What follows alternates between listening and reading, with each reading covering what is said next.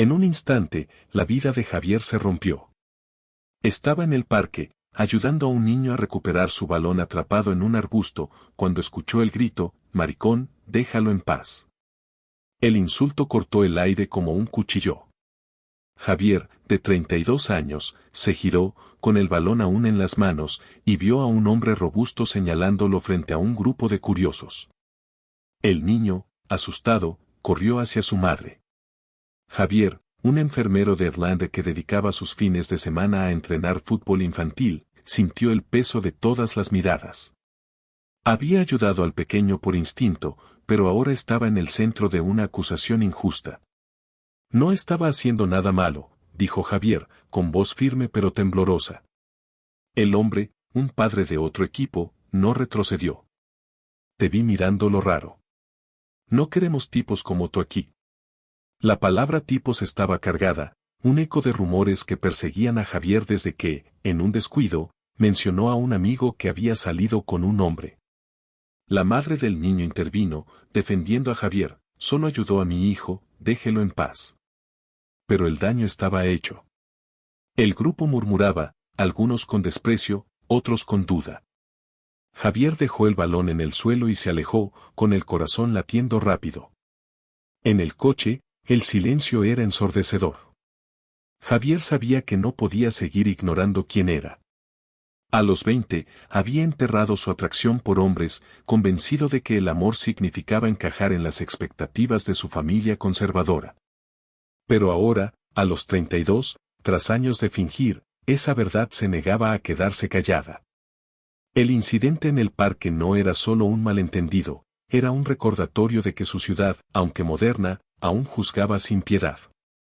Esa noche, Javier recibió un mensaje de Marcos, un compañero de trabajo que había visto el altercado desde lejos.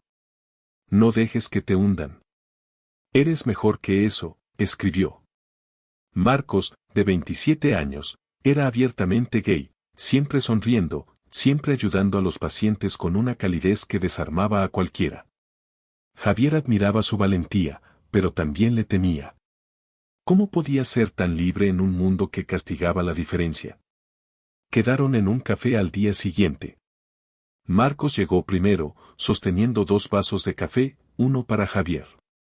«Por los valientes», dijo, guiñando un ojo. Javier sonrió, pero su mirada era pesada. «¿Cómo lo haces? ¿Cómo no te importa lo que digan?» Marcos se inclinó hacia él. «Me importa. Pero decidí que mi vida es mía, no de ellos. Tú también puedes, Javier». Sus palabras eran un desafío, no una promesa vacía. La conversación fue interrumpida por un mensaje del coordinador del equipo infantil: «Hablé con los padres. Algunos no quieren que sigas entrenando». «Lo siento». Javier sintió un nudo en el pecho. Había dado todo por esos niños, horas de prácticas, consejos, risas. Ahora, por rumores y prejuicios, lo apartaban. Marcos tomó su mano con firmeza, sin tocarlo, solo con la mirada. «No dejes que te definan. Lucha». Javier decidió no rendirse. Al día siguiente, fue a la reunión de padres del equipo. Con el corazón en la garganta, habló: «No hice nada malo. Amo entrenar a sus hijos, enseñarles a ser justos, fuertes. Si me juzgan por rumores, no es justo para ellos». Algunos padres lo apoyaron, otros, callaron. El coordinador, incómodo, propuso un voto. La tensión creció mientras contaban las manos. Por un margen estrecho, Javier se quedó. Esa noche, en casa, Javier lloró por primera vez en años. No de tristeza, sino de alivio. Había enfrentado el miedo y ganado una pequeña batalla. Llamó a Marcos, con voz temblorosa pero decidida. «¿Quieres salir a tomar algo? Solo nosotros». Marcos rió suavemente. «Cuando quieras, Javier. Cuando quieras». Javier colgó el teléfono con el corazón acelerado. La invitación a Marcos para salir había sido un impulso, un paso hacia algo que aún no entendía del todo.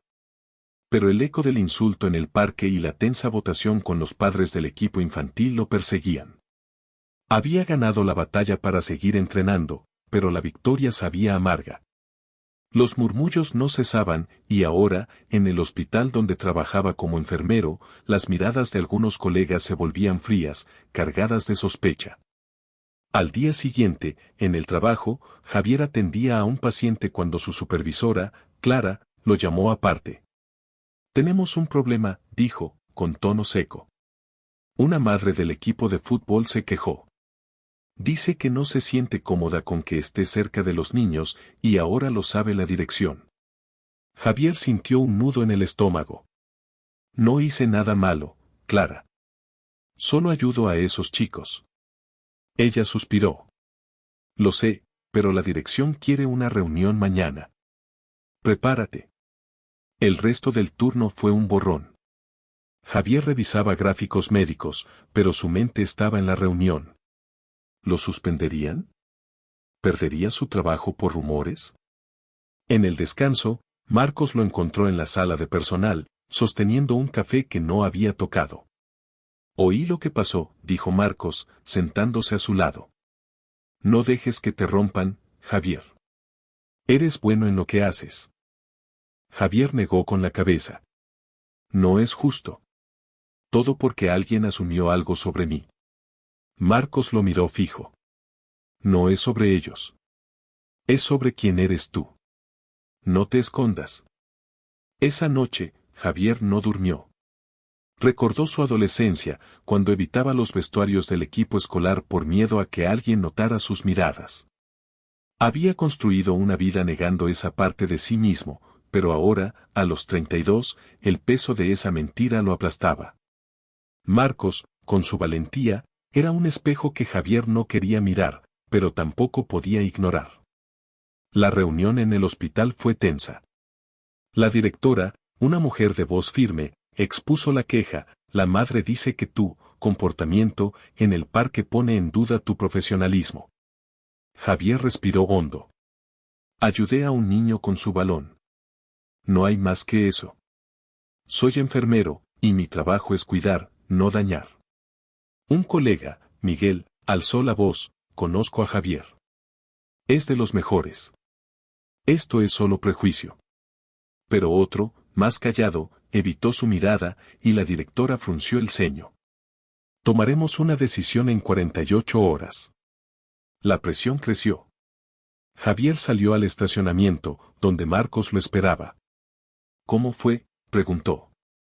Javier apretó los puños. «Me están juzgando por algo que no hice. Por algo que ni siquiera he dicho en voz alta». Marcos dio un paso adelante, su voz baja pero clara. «Entonces dilo, Javier. Di quién eres. No para ellos, para ti».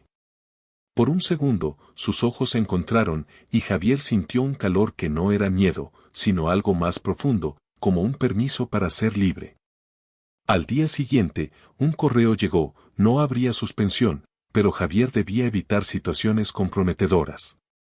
La advertencia era clara: «Mantente en la línea». Furioso, Javier decidió actuar. Fue a una reunión comunitaria en un centro LGBT local, algo que nunca había considerado. Allí, escuchó historias de otros que enfrentaron rechazo y siguieron adelante. Una mujer mayor le dijo: «No dejes que el silencio te gane. Habla, aunque tiembles». Esa noche, Javier llamó a Marcos. «Necesito hacer algo. No solo por mí, por los que vienen después». Marcos rió, su voz cálida. «Eso es. Empecemos juntos».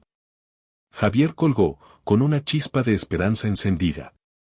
La lucha apenas comenzaba, pero por primera vez, no estaba solo. La decisión de Javier de unirse a la reunión del centro LGBT marcó un antes y un después. Había ido buscando respuestas, pero salió con un fuego nuevo en el pecho. Las historias de los demás, hombres y mujeres que enfrentaron rechazo y encontraron fuerza, lo empujaron a actuar. Pero el mundo fuera del centro no estaba listo para su verdad. Al día siguiente, en el hospital, un colega dejó un folleto anónimo en su casillero: «Cura tu confusión». Las palabras, impresas en letras burdas, le cortaron la respiración. Javier apretó el papel hasta arrugarlo, pero no lo tiró. Era una prueba de lo que enfrentaba. En el entrenamiento de fútbol infantil, la tensión creció. Algunos padres lo saludaban con frialdad, otros evitaban su mirada. Un niño, Diego, se acercó corriendo. ¿Vas a seguir siendo mi entrenador, Javi?, preguntó, con ojos llenos de confianza. Javier asintió, forzando una sonrisa. Claro, pequeño. Pero cuando Diego se alejó, un padre lo interceptó. No sé si me gusta que estés aquí, dijo, con voz baja pero cortante. No queremos problemas. Javier respiró hondo. No hay problemas. Solo hago mi trabajo. El hombre se fue, pero sus palabras quedaron flotando. Marcos lo esperaba después del entrenamiento, con un café en la mano, como siempre. ¿Cómo lo llevas?, preguntó, sentándose en una banca del parque. Javier dejó caer el folleto arrugado frente a él. Así de bien, respondió, con amargura. Marcos lo leyó en silencio, su expresión endureciéndose. Esto no es sobre ti, Javier. Es el miedo de ellos. Pero no puedes dejar que ganen. Javier negó con la cabeza. No sé si tengo la fuerza para pelear siempre. Marcos se inclinó hacia él, su voz firme. No estás solo. Yo estoy aquí. Otros también lo estarán. La chispa de esperanza se apagó cuando Javier recibió un correo del hospital esa noche. Por preocupaciones de algunos pacientes, te asignaremos tareas administrativas temporalmente. No era una suspensión, pero se sentía como un castigo. Javier llamó a su hermana, Ana, la única en su familia que sabía de sus luchas. Me están apartando, Ana. Por ser quien soy. Ella, con voz calma pero decidida, respondió, entonces muéstrales quién eres de verdad. No te rindas. Inspirado, Javier decidió no quedarse callado. Organizó una reunión con el equipo de fútbol y los padres. Con el corazón latiendo fuerte, habló, me acusan de cosas que no he hecho. Amo entrenar a sus hijos, enseñarles respeto, trabajo en equipo. Si me juzgan por rumores, no es justo para ellos ni para mí. Algunos padres aplaudieron, otros murmuraron. Una madre, que antes lo defendió, alzó la voz, Javier es un gran entrenador. Dejen los prejuicios. Pero el padre que lo confrontó antes insistió, no es personal, pero los niños son lo primero. La discusión se calentó, y el coordinador pidió calma, prometiendo una decisión final en una semana. Esa noche, Javier y Marcos caminaron por el parque, sin rumbo. ¿Y si pierdo todo?, preguntó Javier, con la voz quebrada. Marcos se detuvo, mirándolo fijamente. No vas a perderte a ti mismo. Eso es lo que cuenta. Sus palabras golpearon fuerte. Javier sintió un impulso nuevo, no de miedo, sino de claridad. Voy a seguir luchando, dijo, casi para sí mismo. Marcos sonrió. Eso es, Javi. Vamos a hacerlo juntos. Al día siguiente, Javier encontró un mensaje en su casillero, no está solo. Sigue adelante. No tenía firma, pero reconoció la letra de Miguel, su colega. Era pequeño, pero suficiente para encender una chispa. La batalla no había terminado, pero Javier sabía que tenía aliados. Y, por primera vez, empezaba a sentirse libre. La semana después de la reunión con los padres fue un torbellino para Javier. El coordinador del equipo de fútbol infantil aún no había decidido si podía seguir entrenando, y la presión en el hospital crecía. La reasignación a tareas administrativas lo alejaba de los pacientes, de lo que amaba. Cada día, al abrir su casillero, temía encontrar otro folleto venenoso. Pero lo que llegó fue peor, un correo de la dirección citándolo a una audiencia disciplinaria. Conducta que afecta la confianza del personal, decía. Javier sintió el suelo desvanecerse. ¿Confianza? Él, que había salvado vidas en turnos agotadores, ahora era cuestionado por rumores. En el parque, mientras los niños entrenaban, Javier observaba desde la distancia, excluido temporalmente. Diego, el pequeño que confiaba en él, se acercó corriendo. ¿Por qué no estás con nosotros, Javi?, preguntó, con voz temblorosa. Javier tragó saliva. Pronto volveré, pequeño. Lo prometo. Pero la duda lo carcomía. ¿Podía cumplir esa promesa? Un padre, el mismo que lo había confrontado antes, lo miraba desde lejos, hablando con otros. Javier sintió un escalofrío. No era solo su trabajo, era su lugar en el mundo lo que estaba en juego. Marcos lo encontró después, con un café en la mano, su gesto habitual para romper el hielo. No puedes rendirte ahora, dijo, sentándose a su lado. Esto no es solo por ti.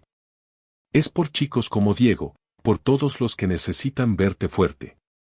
Javier negó con la cabeza. ¿Y si pierdo? ¿Y si me echan del hospital, del equipo, de todo? Marcos lo miró con intensidad. Entonces sigues luchando. No eres solo un enfermero o un entrenador. Eres tú, Javier, y eso nadie te lo quita. La audiencia en el hospital fue un campo de batalla. La directora, con tono frío, leyó las acusaciones, quejas de pacientes y personal sugieren falta de profesionalismo. Javier respiró hondo. No hay pruebas. Solo rumores porque alguien sabe que soy, se detuvo, las palabras atrapadas en su garganta. Marcos, que había insistido en acompañarlo, habló desde el fondo, di la verdad, Javier. No te escondas. Con un nudo en el pecho, Javier continuó, soy gay. Eso es lo que molesta.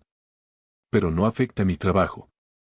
Cuidé a sus pacientes, entrené a sus hijos con todo mi corazón. El silencio en la sala fue pesado. Un colega, Miguel, alzó la voz, Javier es intachable. Esto es injusto. Pero la directora no cedió. Necesitamos revisar el caso. Decidiremos mañana. Esa noche, Javier recibió una llamada de su hermana, Ana.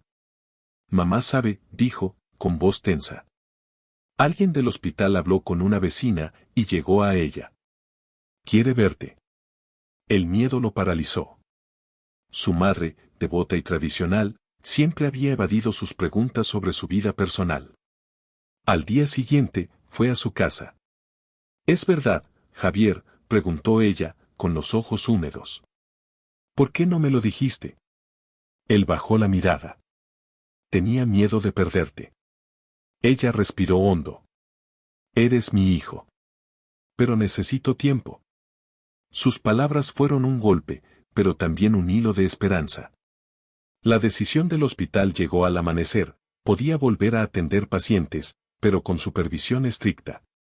En el equipo, el coordinador permitió que siguiera entrenando, pero con condiciones.